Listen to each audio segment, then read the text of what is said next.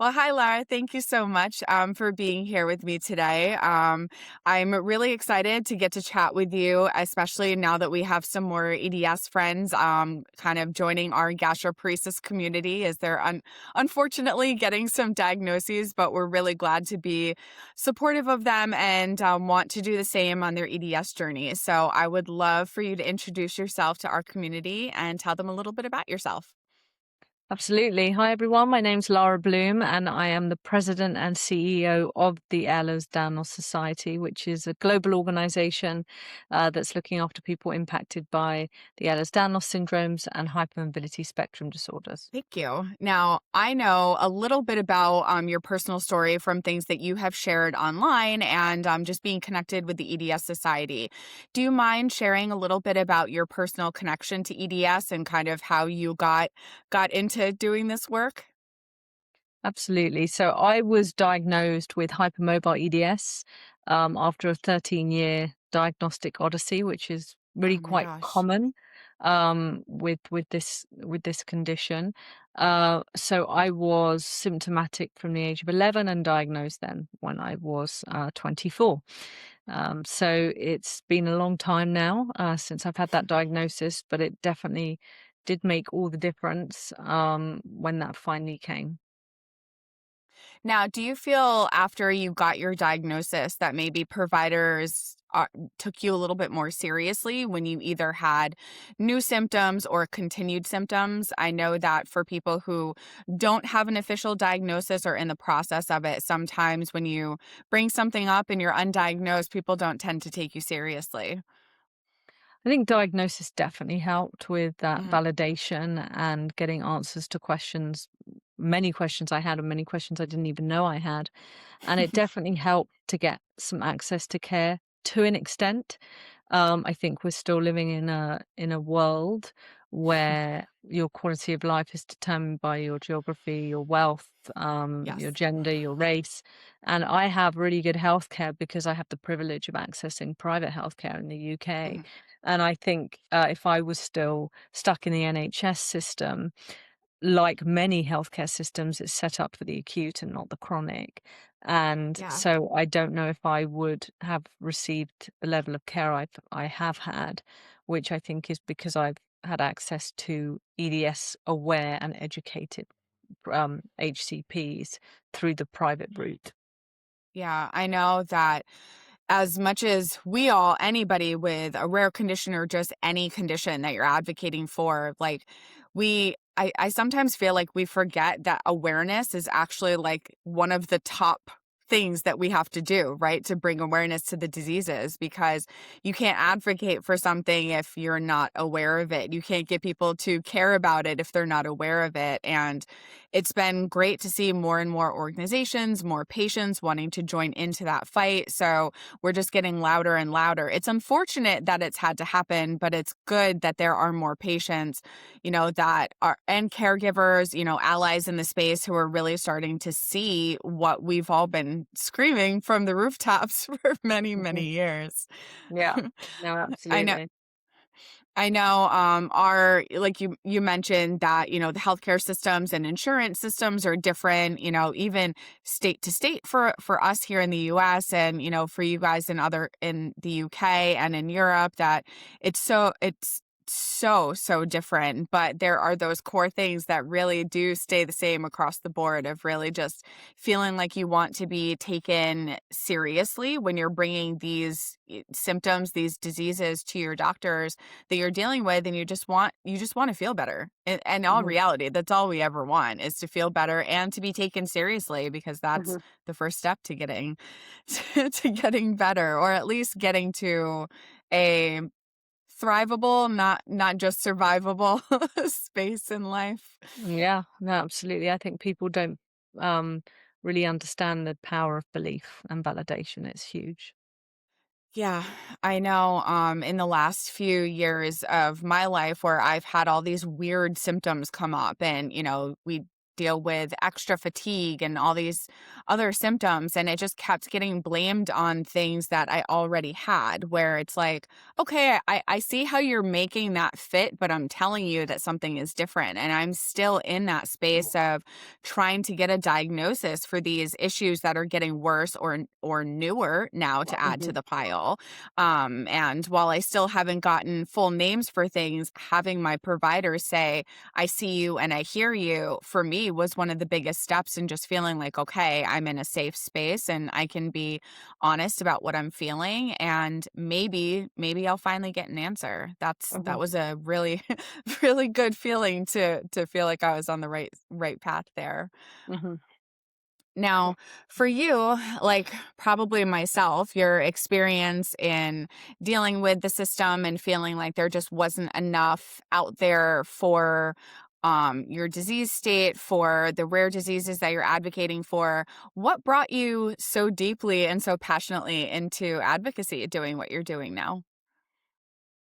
Um, I don't know still really what happened, but I come from a very different world. I was a Hmm. photographer and I was working in photography and realizing that this wasn't the best long-term career for me of standing for long periods, carrying heavy equipment. Oof. Um, Yeah. and so I needed to find another career.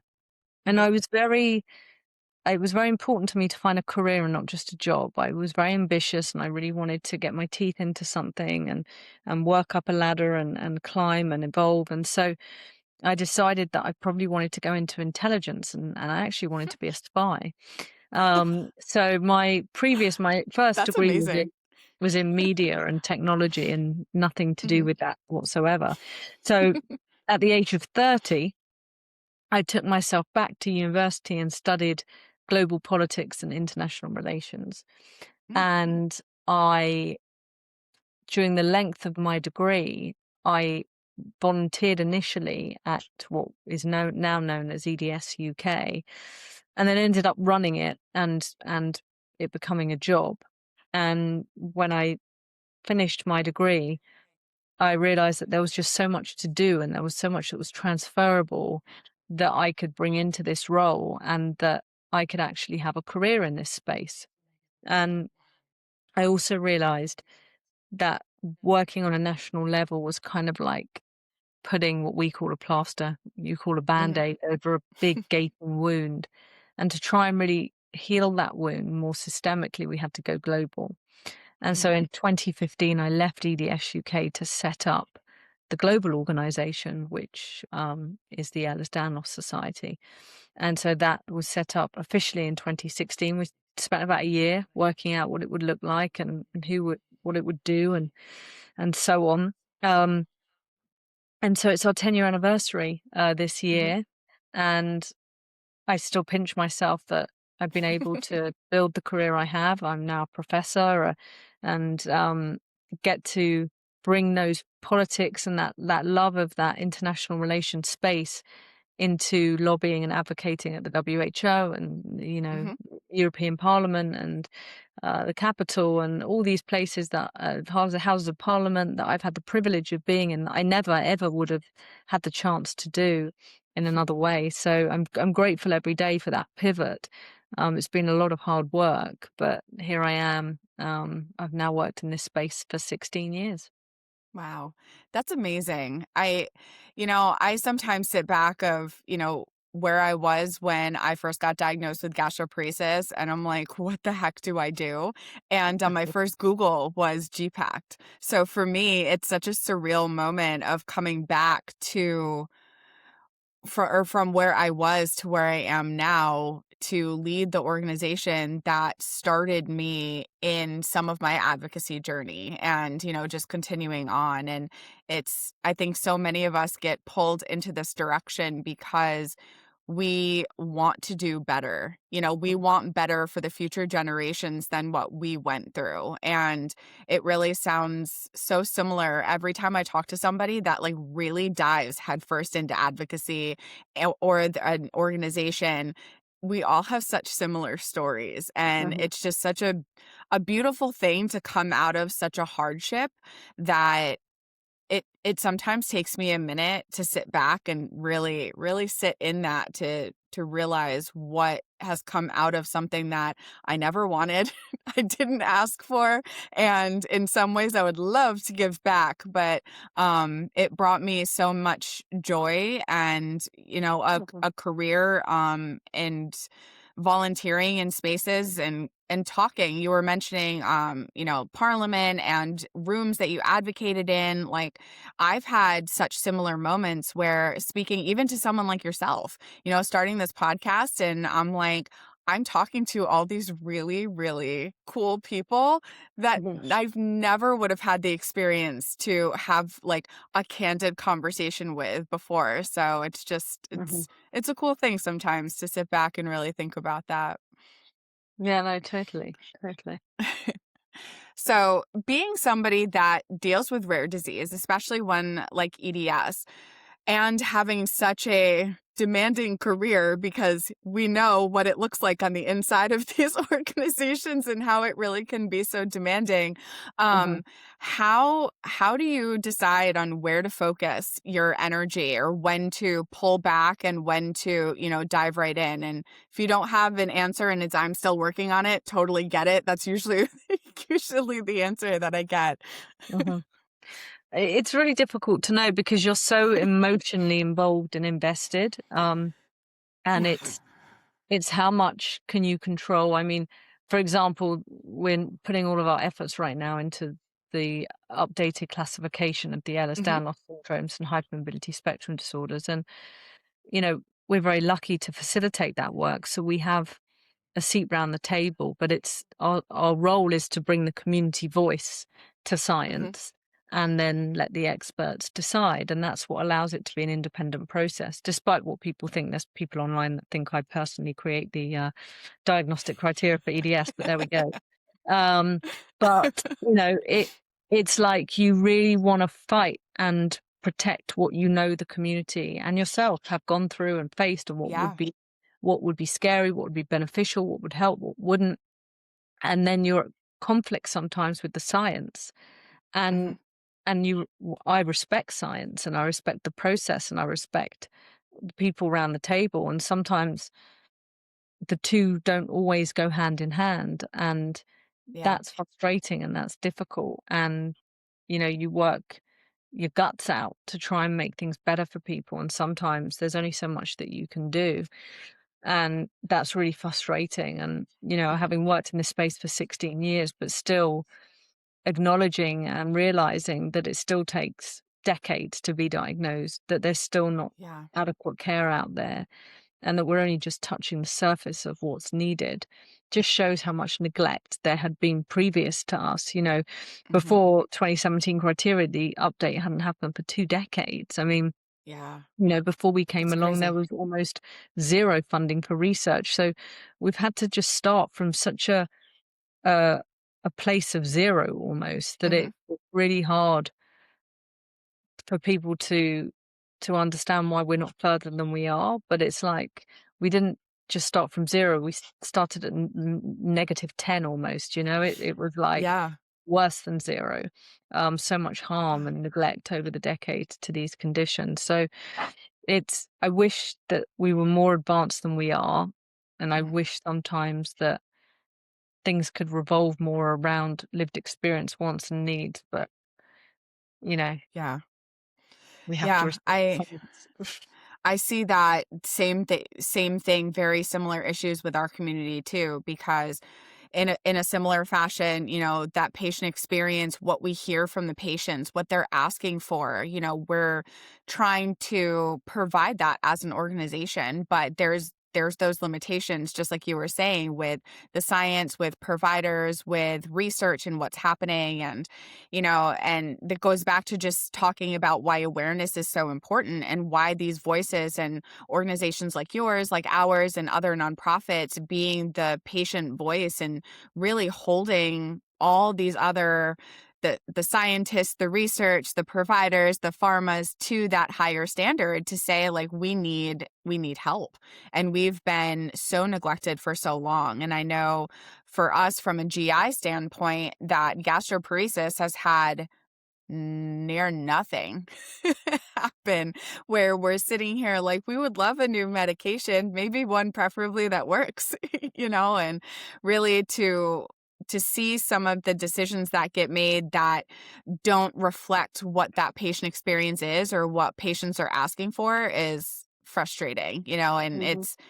it's easy, I think, for us on the inside to understand where those obstacles are, but when you're not working with these other people as closely as organizations like ours do, and you're a patient on the outside wanting to learn more, understand, and help, I think it gets very difficult to be able to see all sides of it because you're just hurting and you just want to feel better. And we just want everybody to feel better. And it's so darn frustrating how slow Mhm. everything has to Yeah. go. Yeah, it really is. It really is. Now you mentioned the new criteria. I've seen a lot of that myself. I've been following that myself. I know that there are, as I mentioned, some more EDS patients coming into our community, whether they've been officially diagnosed with gastroparesis or maybe suspected diagnosis or just some form of motility disorder, and they just want to find something to help them or maybe understand it better. How does that process work with like updating that? I know you said you work with a lot of the patient experience and the like scientists and everything, but what does that process really look like? That's not something I'm super familiar with. And I Mm. know like the Baton scale has been pretty outdated for a while, and all of those new criteria with all this new information coming out. So when that's widely available, what would that look like for the new patient diagnostic experience? That was a really long question. I'm sorry. No problem. So when we launched 10 years ago, the first thing we did was set up an international consortium. And Hmm. that consortium is an independent group of experts that represent all the different disciplines and types of EDS and HSD. And it was very important for us that that remained an independent group, although it is facilitated and funded by the society. So what Hmm. it's functional and it's possible because of us, but what comes out of it is not our Sure. thought or our wish and so on. And that's how the 2017 criteria came about. And we committed that at least once a decade, the criteria would be looked at so that we made sure there was progression and there was advancement and things were being brought into consideration a lot sooner than they were previously. Hmm. And so the Road to 2026 steering committee, so the main group that are involved in driving this work, are comprised of the chairs of the working groups of the types of EDS and HSD. And Okay. so, and then a couple of members of staff are on there to bring the lived experience voice, but we are not voting members, so that again, it remains completely independent of the society. So it was very important for us to bring members of our communications team and our support team and our CSO and myself to ensure that lived experience and the community's voice was considered in this process. Process started 2 years ago. It's involved a Delphi process. It's involved bringing in all the members of that consortium and more focus groups, an actual criteria study that looked at the similarities or differences between HEDS and HSD, Hmm. and then looking at the things like the Baton score and what things should be called and classified as. So there's a ton of work that has gone into this, and we will be um, publishing that on December the 1st in the American Journal of Medical Genetics. So that will be the latest update of the classification of these conditions. Now, with that update, do you think that there will be It's probably a hard question to answer, but like an influx of maybe new diagnoses of EDS, where somebody who maybe didn't fit the very rigid Baton scale to begin with, that maybe some other with the new criteria that there might be an increase in diagnoses, which as much as we don't want people to have to live with the disease, that if they do get the diagnoses, maybe they can finally get some answers and help that we had been talking about earlier that's so important. Yeah, I mean, it we're making it, well, they are making it to make it easier to be diagnosed, but to be diagnosed appropriately.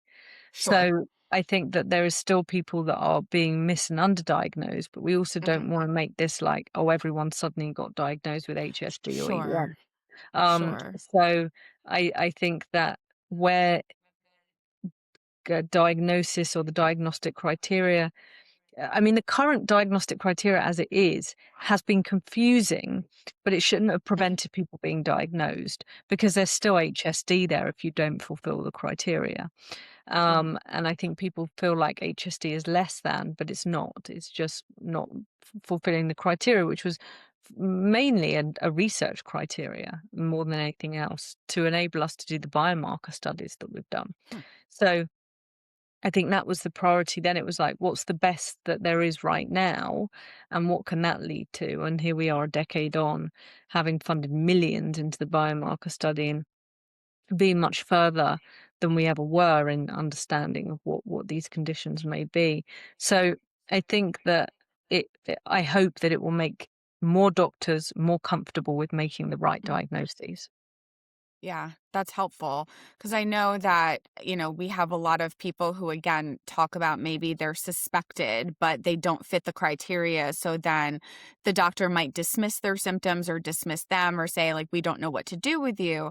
So if Mhm. there is some place where they can fit, that maybe that'll get them some more appropriate care instead of just being dismissed if you have Absolutely. some of the symptoms or not all of them. And I feel like, at least from my perspective, that I see that so often. And it's Mhm. very similar with gastroparesis too, especially now in the last year. There's been a lot of back and forth on, is it gastroparesis or is it functional dyspepsia? If you were diagnosed with gastroparesis, but now they think it's functional dyspepsia, it kind of takes your diagnosis away, but doesn't give you anything under the new diagnosis. It doesn't change how you're being treated, except that Mhm. now you don't have that I'm taken seriously because I have this diagnosis. And Mhm. it's so confusing. Like when we had earlier this year, or maybe it was the end of last year, the new AGA guidelines for gastroparesis came out, and we're all looking at it like,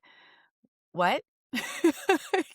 As Mhm. patients who understand the disease, live with the disease, and we're looking at this like, we need to talk to patients more. You guys need to talk to patients more. Like, we need Mhm. to talk about the lived experience and what's happening. But there's a lot of, like myself, I had the G poem done for my gastroparesis back in 2018.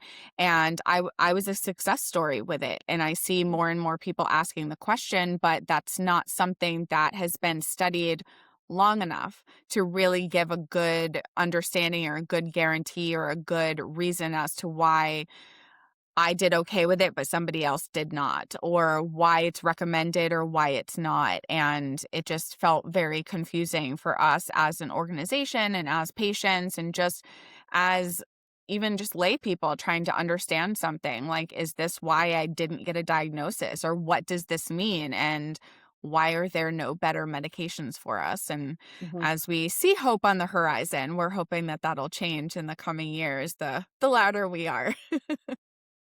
Yeah, it's difficult. It really is. But ultimately, we just want people to get the care that they need. Absolutely.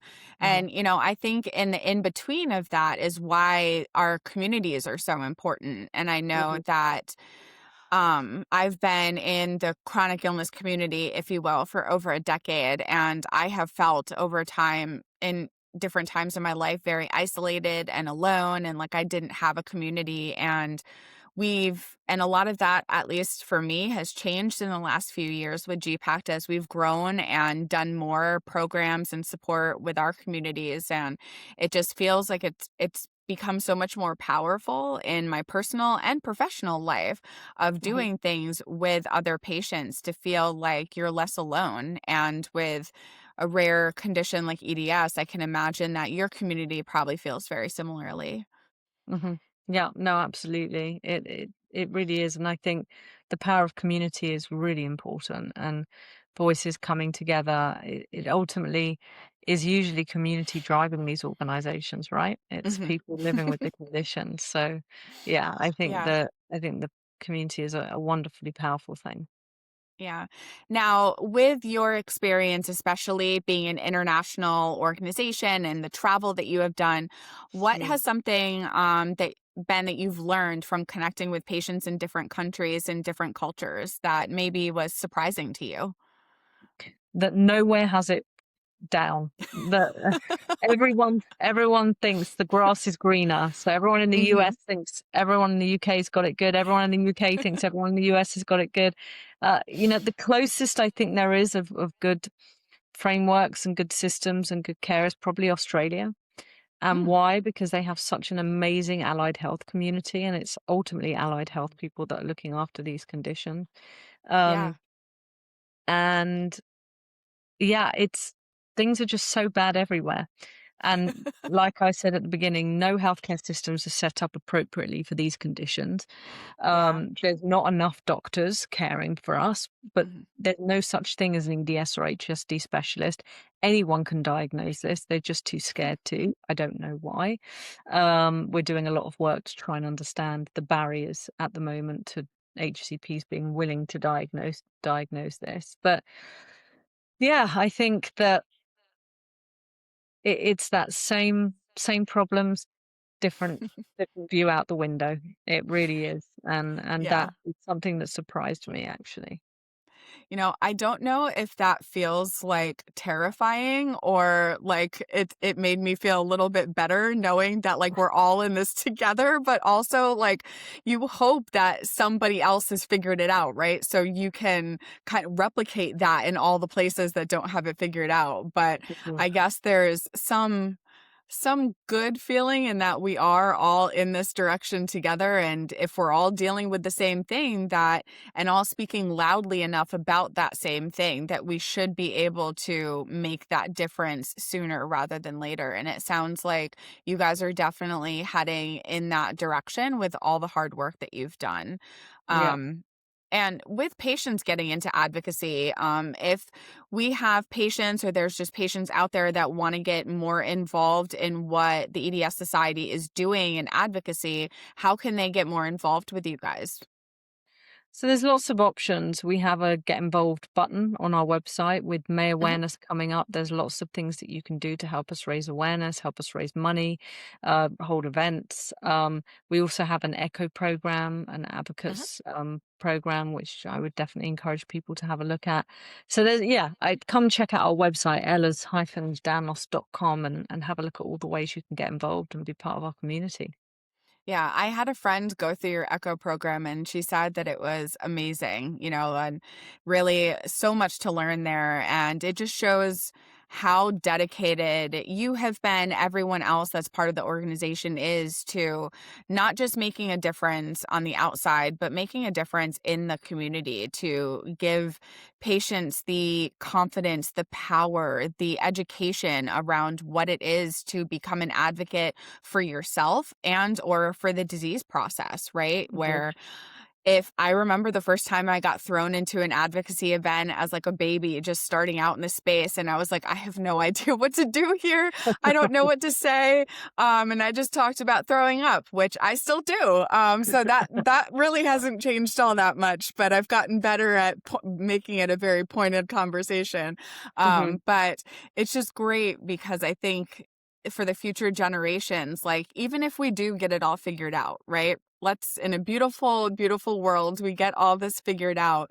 We still need advocates. We still need that continued awareness because, Mhm. if we get to a place where people are getting properly diagnosed at their first couple symptoms, it's not taking 13 years, which is mind-boggling that Mhm. had to happen. If we can solve those issues, we need to keep that advocacy, keep that awareness, keep Mhm. those loud voices going so we never falter back to the times that we're in now. Yeah, absolutely. Absolutely. Now you guys have a conference coming up this year in the summer, Mhm. right? Yes, our Global Learning Conference in Yeah. Dallas in July.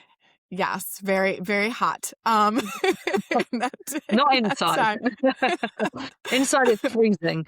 The Yeah, American AC, I tell you, we've done our conferences in the hottest of places and it's always absolutely freezing inside mhm, and people don't tend to leave that building. So, yeah. yeah, it's not we've been even in Arizona in the height of summer. So, Oh my gosh. Yeah, yeah, in the freezing cold inside. Now this year, it's kind of beginning of July. I think it's around the 20th.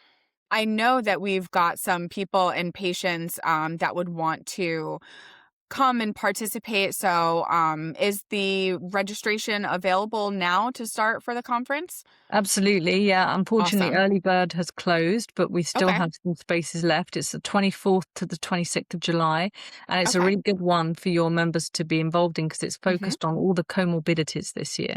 So Yes. all the GI issues are going to be featuring heavily, and Yes. it's a great moment to come together, meet other people like you, hear Mhm. from the world's finest speakers. There's new workshops this year. We have an award show. We have a talent show. We have lots of fun stuff going on. So That I sounds would great. definitely encourage you to check out our website with all the details on there. And you can join Yeah. virtually or in person. That's great. I know, we haven't done anything in person yet. I'm hoping in the next couple years we'll get into doing an in-person conference. So we just finished up our third virtual conference. So, I'd love to be able to get in person because there's nothing like being with your people. So, we're really looking forward to when we're able to do that as well. But I will Sure. definitely share that information. I knew that this one was going to be good for a lot of our comorbidities to come to. Just seeing what you guys have been up to, but Mhm. um, yeah, I'm just so grateful for all the work that you've been doing and continue to do. And, even Thank just you. chatting and sharing more about yourself and the organization. There's just so many people that we know are suffering. And if we can offer them some sort of camaraderie, support, or even just a little bit of hope that while it hurts now and it's really exhausting now, there are things coming. There is hope in the horizon, and there are organizations that you can go to be with people that understand you and what you're going through. So thank you so Mhm. much for That's such chatting a and pleasure. just really all the continued work that you're doing. Thank you. And thank you for all you're doing. It was really great to connect.